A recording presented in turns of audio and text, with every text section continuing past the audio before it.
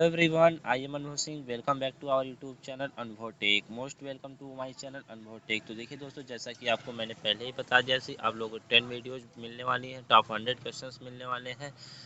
10 video 10 के 10 question हर एक video में मिलने वाले हैं। तो ये आपका क्लास 6 है, जिसमें आपको 10 क्वेश्चंस कराए जाएंगे। चलिए देखते हैं क्या है कैसे है।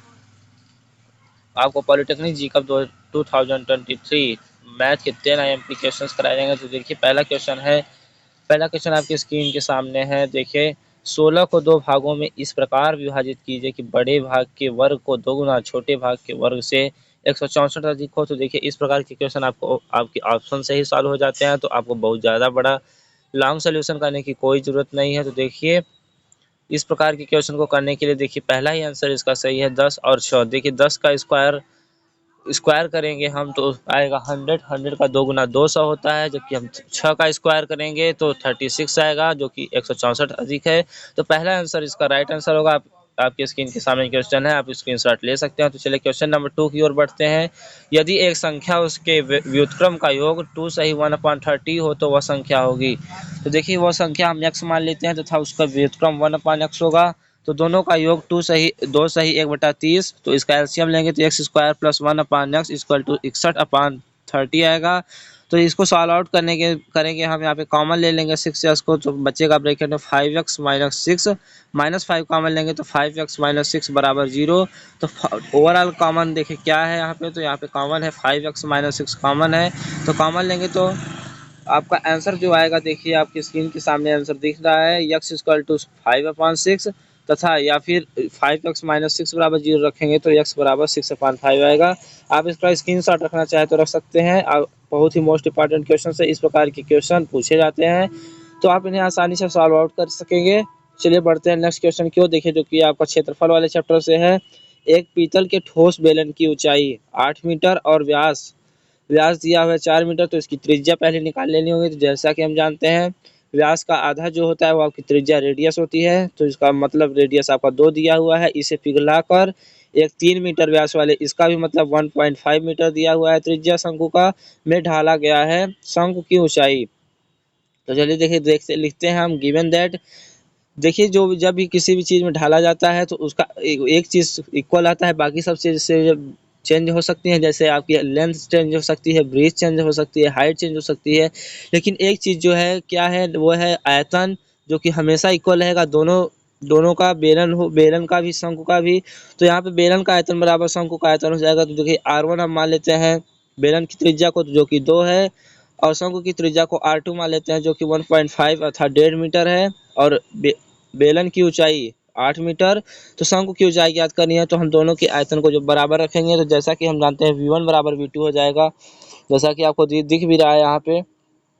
तो इसे लिख लेंगे हम। बेलन का आयतन होता है पाई आर स्क्वायर एच।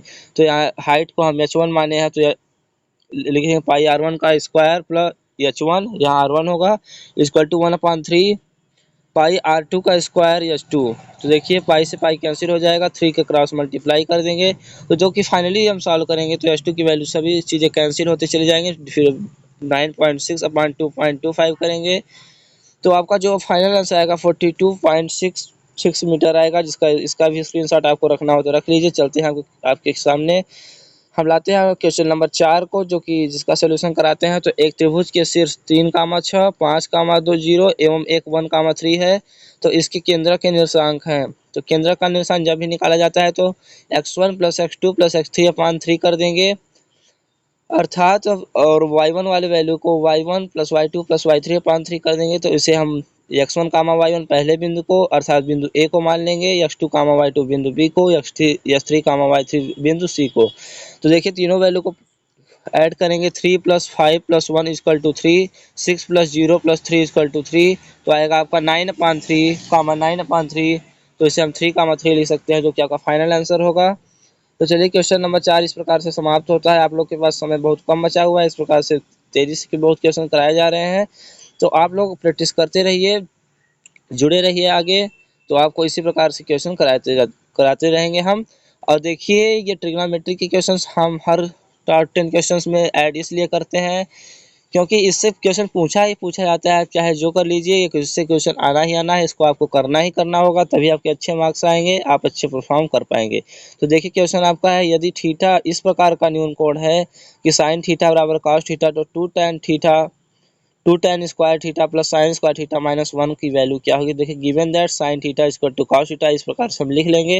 अर्थात जहाँ पे साइन थीटा है वहाँ पे कॉस थीटा लिखा जा सकता है, और जहाँ पे कॉस थीटा है वहाँ पे हम आसानी पूर्वक साइन थीटा लिख सकते हैं। तो डिवाइडिंग बहुत साइड कर देंगे, हम दोनों पक्षों में कॉस थीटा से भाग देंगे, तो आपका टेन थीटा की वैल्यू 1 आ जाएगी। इससे हम थीटा की वैल्यू निकालेंगे 45 डिग्री, और यहाँ पे थीटा की वैल्यू पुट अप कर देंगे 45 डिग्री। जैसा कि हम जानते हैं tan 45 डिग्री की वैल्यू 1 होती है, और sin 45 डिग्री की वैल्यू 1/√2 होती है। तो वैल्यू को फाइंड आउट कर लेंगे, तो आएगा लास्टली सॉल्व करने के बाद आपका 3/2 आएगा। तो चलिए बढ़ते हैं नेक्स्ट क्वेश्चन की ओर। इसका भी स्क्रीनशॉट रखना हो तो रख सकते हैं आप लोग आसानी से, या फिर आप में नोट कर लीजिए। इन सब क्वेश्चनों को बहुत ही इंपॉर्टेंट है। क्वेश्चन नंबर 6 आपके स्क्रीन के सामने है। जैसा कि ये भी ट्रिग्नोमेट्री का ही क्वेश्चन है। यदि साइन ए प्लस बी बराबर, ये देखिए फार्मूला ही दिया हुआ है साइन ए। देखिए आपको बहुत आसान कर दिया है इस क्वेश्चन को सॉल्व करने के लिए, फार्मूला भी एज इट इज लिख दिया है, आपको फार्मूला भी नहीं सोचना है, आपको इसमें दिया हुआ है साइन ए प्लस बी का formula sine A into cos B plus cos A into sine B. देखिए यहाँ पे given that sine A plus B, तो देखिए लिख लेंगे हम sine A into cos B plus cos A into sine B, और इसे हम ए को 45 मान लेते हैं और बी को 30 मानना होगा। तब आपका दोनों को ऐड करेंगे तो साइन 75 डिग्री की वैल्यू आ जाएगी। तो थीटा को बी से प्रतिस्थापित करने पर, तो देखिए फाइनली जो पूरा हम सॉल्व करेंगे इस वैल्यू को आप लर्न भी कर सकते हैं, जो कि आपके लिए बहुत ही हेल्पफुल होगा, क्योंकि इस प्रकार के क्वेश्चन को डायरेक्ट टिक करना होता है। आप यहाँ पर सॉल्व आउट करेंगे तो बहुत ज़्यादा समय आपका खर्च हो सकता है, इसलिए आप इसे लर्न कर सकते हैं। बाकी सोल्यूशन आपको दिखाया गया है। चलिए बढ़ते हैं हम क्वेश्चन नंबर 7 की ओर। देखिए यहाँ पे संरेखी वाला भी क्वेश्चन एक न एक अवश्य पूछा जाता है। पिछले वर्षों में कई सालों से पूछा जा रहा है, 5-6 साल से। मेरा एक्सपीरियंस जैसा रहा है कि हर साल एक नया क्वेश्चन इससे उठा ही लिया जाता है, इसलिए मैंने इसको सेलेक्ट किया हुआ है।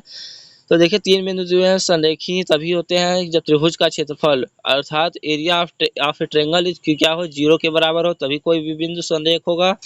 तो यक्स का मान होगा, तो संरेखी के लिए देखिए फार्मूला होता है 1/2 x1 y2 minus y3 plus y2 plus x2 bracket में y3 minus y1 plus x3 y1 minus y2। तो देखिए इस प्रकार से हम x1 कामा y1 x2 कामा y2 x3 कामा y3 सभी की वैल्यू को रख देंगे, तो जो कि फाइनली सॉल्व करने के बाद आपका 5 आंसर आएगा, जो कि आपका फाइनल आंसर है। इस प्रकार के क्वेश्चंस आते रहते हैं, तो आप इन लोगों के क्वेश्चन पर बहुत ही अच्छे तरीके से अपना कमांड कर लीजिएगा। तो चलिए कि चलते हैं हम इसी प्रकार चलते हैं क्वेश्चन नंबर 8 की ओर, जो कि क्वेश्चन नंबर 8 आपके वर्गमूल वाले चैप्टर से है। क्यूब रूट और स्क्वायर रूट वाले चैप्टर से, घन तथा घनमूल या फिर वर्गमूल वाले चैप्टर से आप कह सकते हैं। तो देखिए यहाँ पे दिया हुआ है अंडर रूट 12 प्लस ऐसे इन्फिनाइट तक दिया हुआ है। तो लेट करेंगे, हम मानेंगे x के बराबर ये है। फिर देखिए यहाँ पे स्क्वायरिंग बहुत साइड करेंगे। देखिए यहाँ पे x के बराबर मान लिया है हमने, तो जब लिखेंगे x equal to under root 12 तो एज इट इज रहेगा। उसके अंदर वाला भी जो वैल्यू है इनफाइनाइट तक गया है, तो उसे भी हम x मान सकते हैं, क्योंकि पहले ही हमने उसे पूरा इनफाइनाइट सीरीज को ही x मान लिया है। तो x equal to under root 12 plus x हो जाएगा, क्योंकि अंदर वाले जो अनंत तक दिया हुआ है उसे हमने x ही मान लिया है।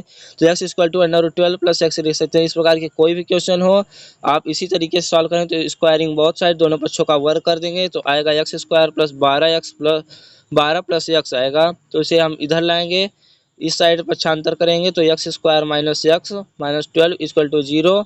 तो x square minus 4x plus 3x equal to 12 equal to 0 आएगा। तो फाइनली सॉल्व जब करेंगे तो आपका जो आंसर आने वाला है वो x बराबर 4 और x बराबर -3 आने वाला है, जो कि आपका फाइनल आंसर। इस प्रकार से आपको क्वेश्चन ऑप्शन में दिए रहेंगे, जो कि आपको टिक करना होता है सीधे। चलते बढ़ते हैं क्वेश्चन नंबर 9 की ओर, और अपने क्वेश्चन नंबर 9 के देखिए दिया हुआ है, यदि 3 की पावर m-1 प्लस 3 की पावर m+1 इक्वल टू 810 मतलब 810 हो, तो m की वैल्यू फाइंड आउट करनी है। तो देखिए 3 की पावर m-1 को हम लिख सकते हैं 3 की पावर m इंटू 3 इनवर्स लिख सकते हैं, तो वो 1/3 हो जाएगा। और इसी प्रकार से 3 की पावर m+1 को 3 की पावर m इंटू 3 लिख सकते हैं।